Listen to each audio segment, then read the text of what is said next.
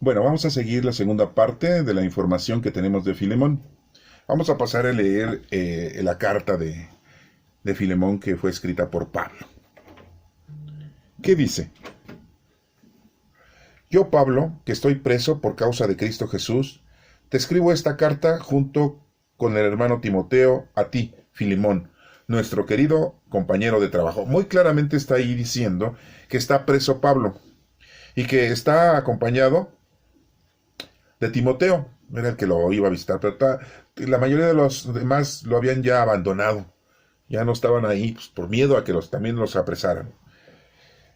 Le manda esta información a Filemón y le dice, y a la iglesia que se reúne en tu casa, la iglesia que se reúne en tu casa.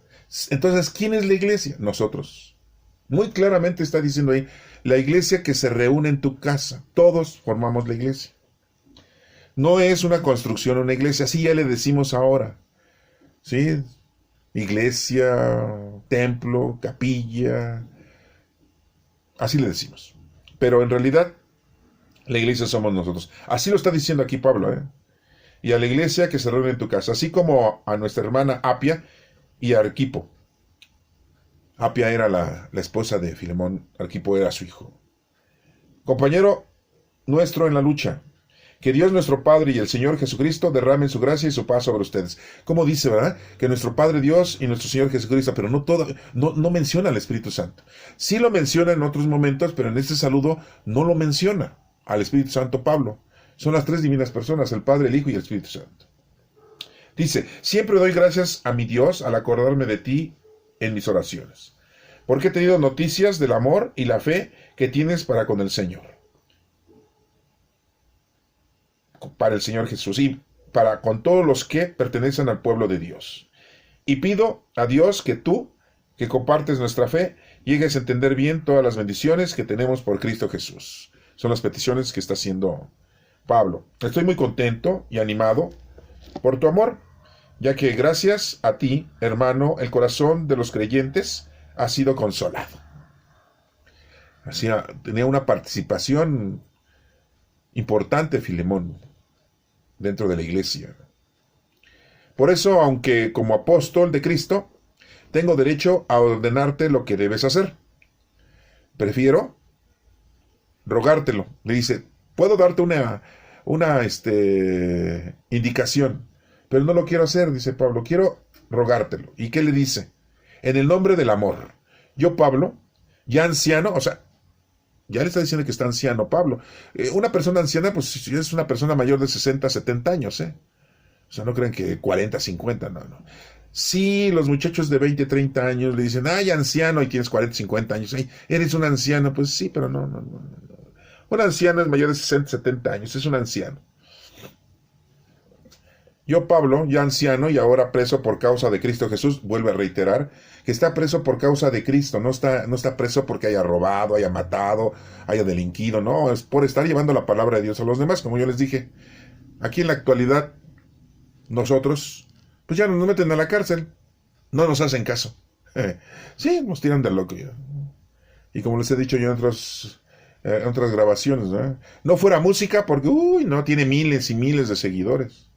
Sí, no fuera política porque, miles y miles. No fueran las comedias de los narcotraficantes porque, miles y miles. No fuera una actriz o un actor porque, tienen seguidores miles y miles. No fueran bailables porque miles, no, si fuera el TikTok o el Instagram, no, qué bárbaros, no. Pero pues como es la palabra de Dios, ay, qué aburrido, ¿no? Entonces, como les digo yo aquí,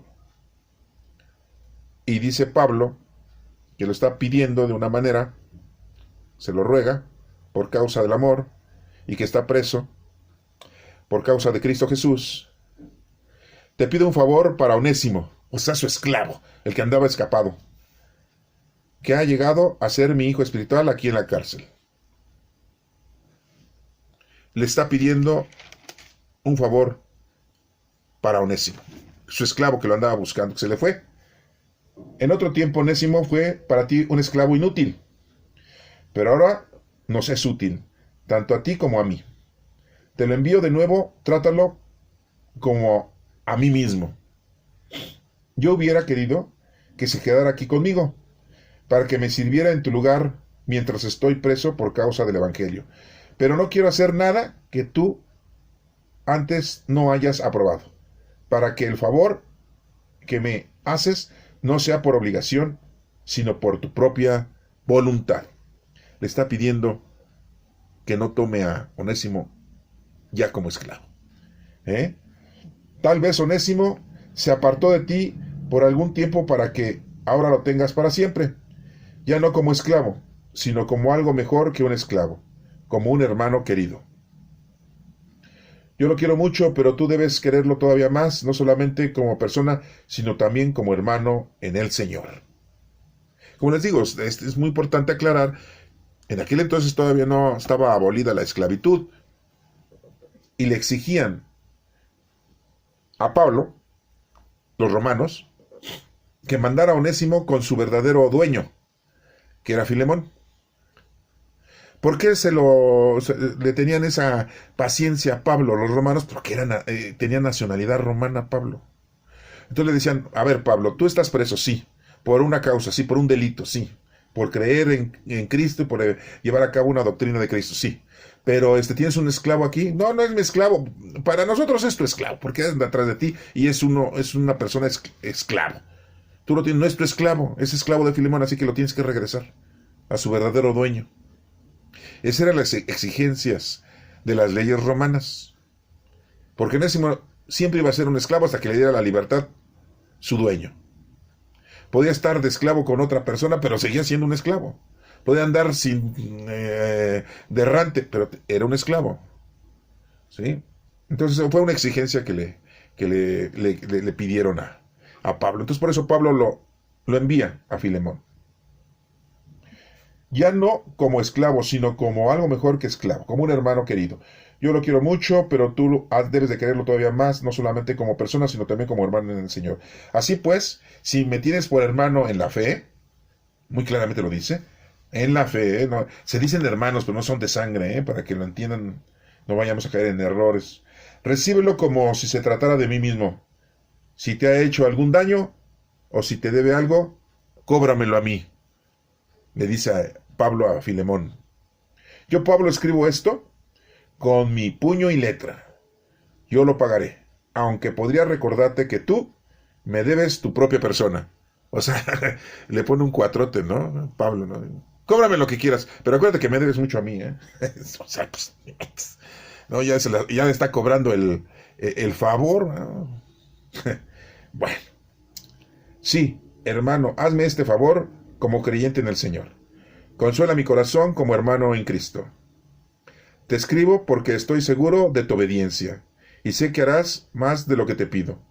Además de esto, prepárame alojamiento porque espero que, en respuesta a las oraciones de ustedes, Dios le concederá que yo vaya a verlos. Estaba con esa esperanza Pablo de que fuera liberado. En muchas ocasiones fue liberado, en muchas ocasiones no era arrestado. ¿Por qué? Vuelvo a reiterar, porque tenía la nacionalidad romana. Y pues no lo podían meter a la cárcel así nada más porque sí. Su juicio era muy diferente que cualquier otra persona. Pero aún así le dieron cranky, ¿no? Ya después, pues no hubo más remedio más que matar a Pablo, ¿no? Bueno. Y finalmente les dice, saludos de Epafras, mi compañero de cárcel, por causa de Cristo Jesús. O sea, había otro ahí también con él. Epafras. Y también de Marcos, Aristarco, Demas y Lucas. ¿Se dan cuenta cómo ahí andaba Marcos? Juan Marcos, ¿sí? Acuérdense que Marcos es su apodo, se llamaba Juan. Y nos menciona aquí Aristarco y a Demas. Y Lucas, el evangelista. Lucas, el que escribió el Evangelio y los Hechos de los Apóstoles. Ahí estaban con Pablo acompañándole, ¿no? Pero el que estaba preso era Pablo y Epafras, ¿sí? Que me ayudan en el trabajo. Que el Señor Jesucristo derrame su gracia sobre ustedes, le dice Pablo a Filemón. ¿Y quién llevó esa cartita? Pues Timoteo. Timoteo fue el que lleva ese mensaje a Filemón, ahí a Colosas, a esa provincia de Grecia, que en aquel entonces así se llamaba, Colosas. Y bueno, pues se cumple la petición que hace Pablo de llevarle esa información y esa necesidad de que Onésimo ya no sea esclavo, que lo reciban como hermano en Cristo, porque la esclavitud no era permitida por la doctrina cristiana, no era permitida por nuestro Señor Jesucristo. Nos damos cuenta entonces que Pablo carece de mucha información cristiana, carece mucho de la doctrina de Cristo. Pues era lógico, no vivió con Cristo. En cambio, Pedro y los demás discípulos, pues sí tenían conocimiento amplio y preciso de la palabra del Señor, de la palabra de Cristo. Sí sabían cuál era la información precisa, porque habían vivido con Jesucristo 3 años, los demás discípulos y Pedro, ¿no? En cambio, Pablo, pues no. Sí conoció a Pedro, pero no tuvo mucha oportunidad de escucharle a Pedro toda la información. Al igual que Bernabé, que sí conoció a Pedro y conoció a Pablo, y le transmitía todo lo que sabía Bernabé, se lo transmitía a Pablo. Entonces, dichos y hechos. Por eso hay un libro que se llama Los Hechos de los Apóstoles. Son los hechos de ellos, ¿no? Los dichos y los hechos de los apóstoles. Esto es importante que lo tengan ustedes. Entonces, nos estamos dando cuenta que Pablo, antes de morir, o cuando estaba preso, siempre trató de dejar las cosas en orden. En Éfeso estaba pensando que pues Timoteo fuera el que se encargara de esa iglesia en Éfeso. Filemón aquí le está encargando la iglesia de Colosas, ¿sí? Y a todos los convertidos por Pablo, pues les pide que se hagan cargo, ¿no?, de la iglesia que se había formado. Acuérdense, la gente es la iglesia. En la isla de Creta, pues deja a Tito que él se encargue y le da numerosas indicaciones con respecto al comportamiento de cómo deben de ser las personas que llevan la doctrina y que van a ser dirigentes y que van a ser los pastores, los guías espirituales. El trabajo de Pablo fue un trabajo bastante extenso en diferentes iglesias. La iglesia de los colosenses, Colosa, la iglesia de Tesalónica, de las tesalonicenses, la iglesia de Corinto, de los corintios, la iglesia de Éfeso, la iglesia en Roma, ¿sí? En todos los lugares, Pablo trataba de dejar a alguien que se encargara de proseguir, y si había dudas, pues tenían que ir con él o con los apóstoles, a averiguar cuál era el resolutivo y qué es lo que se tenía que hacer, cuál era la situación en la que deben ellos de procurar continuar con la doctrina. Porque pues si había muchas dudas, no crean que era muy fácil. Desafortunadamente en aquel entonces pues no se tenían, como ahorita tenemos la Sagrada Escritura en las manos, para poderla leer, para poderla estudiar, para poderla interpretar y para poder llevar el mensaje a los demás. ¿Qué es lo que hacen en la actualidad? Algunos, ¿no? Hace 20, 30 años atrás, pues mucha gente tocaba a las puertas de tu casa con la Biblia bajo el brazo y te decías, te traigo la palabra de Dios. Somos los evangélicos, le decían los evangelistas, somos los evangélicos. Después llegaron los testigos de Jehová y llegaban con la Biblia bajo el brazo, ¿verdad? Y te querían informar de la palabra de Dios y toda la gente le cerraba la puerta en su cara. ¿Sí? La Iglesia Católica, pues muchos seguían la Iglesia Católica y pues no les abrían a esa gente, porque tenían prohibido abrirles a ese tipo de gente, ¿no? Siendo que los pastores de la Iglesia Católica, pues muchas veces no les informaban bien a su feligresía la palabra de Dios. Hablaban de muchas cosas y poquito de la palabra de Dios. Y mucha gente pues no conocía la palabra de Dios. Si ustedes le preguntan a un católico en cuántas partes se divide la Santa Misa, se quedan así con los ojos abiertos, así como diciendo, ¿qué? ¿A poco tiene partes la Santa Misa? Sí. ¿Y qué es la Santa Misa? ¿Qué? Pues es cuando el padre da misa. Pues sí, pero ¿qué es la misa? Y no, porque pues, a lo mejor sí hay gente que lo sepa, ¿no? Sepa contestar, ¿no? Pero ni eso mismo saben. Es lo mismo que Jesucristo les dijo a los fariseos y escribas. Ustedes muy estudiosos, muy letrados, muy escribanos, y no conocen. He venido a darle plenitud a la palabra de Dios. No vengo a quitarla, le vengo a dar plenitud porque ustedes son duros desde cabeza, de veras. Nosotros venimos los mexicanos de ellos, ¿verdad? Sí, somos medios mensos. Sí, porque no entendemos las cosas como deben de ser. Y bueno, pues así estaba la situación en la predicación en aquel entonces. Y Pablo, pues va dejando a mucha gente, y esa gente va dejando a otra, y esa va dejando a otra. Pero muy claramente lo dice Pablo aquí en esa carta de Filemón. Te hablo a ti, Filemón, y a toda la iglesia que recibes en tu casa, o sea, todas las personas que son iglesia, que recibes en tu casa, ¿sí? Muy claramente lo dicen, la iglesia somos nosotros. Y Cristo lo dice, que nosotros somos templos del Espíritu Santo, ¿sí? Y el camino, la verdad y la vida es Cristo. No, nadie llega al Padre si no es por medio de nuestro Señor Jesucristo. Entonces, bueno, esta participación de Filemón, siendo una participación de una personalidad, porque no era cualquier persona, era un ricachón.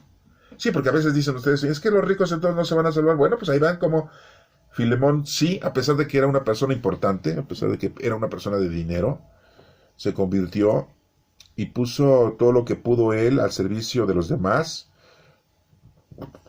No nos menciona aquí la Sagrada Escritura cuál fue la respuesta de Filemón a Pablo.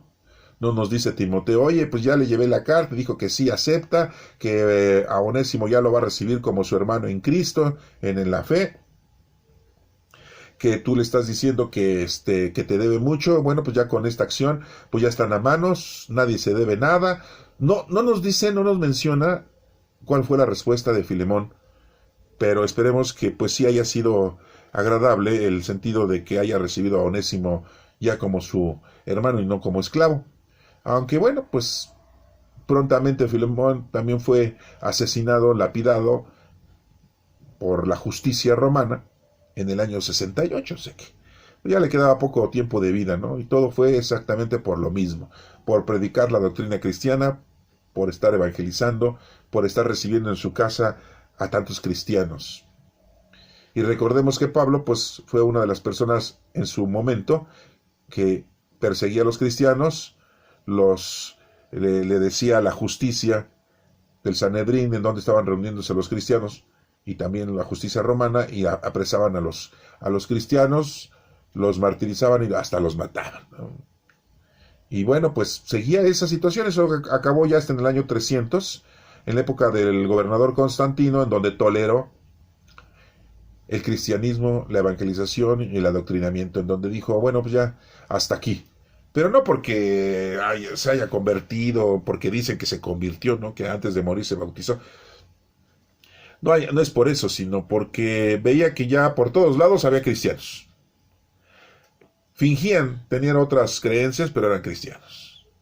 ¿Y cuáles eran los simbolismos que usaban los cristianos? Pues cuando partían el pan, lo partían a la mitad del pan. Entonces se daban cuenta la gente que eran cristianos, porque sí, Jesucristo partió el pan. Eso es lo que Jesús les dijo, hagan esto en memoria mía. Y no dijo, hagan una misa y en un templo y cóbrenla y hagan todo un escenario, ¿no? Jesucristo no dijo eso. Lo que dijo es que hicieran esa participación de llevar a cabo el partir el pan para todos, en nombre de nuestro Señor Jesucristo, darle gracias a Dios y a nuestro Señor Jesucristo porque nos salvó, y ese pan es como el cuerpo de Cristo, y es la común unión, lo que en la Iglesia Católica manejan como común unión.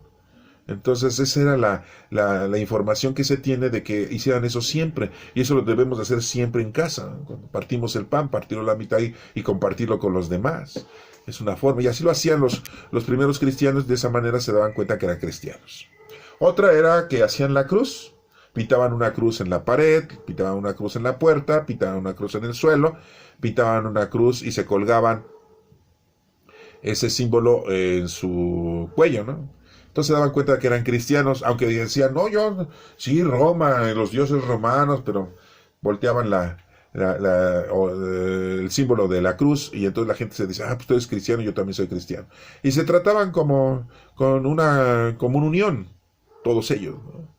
Entonces ese era uno de los signos que usaban los primeros cristianos.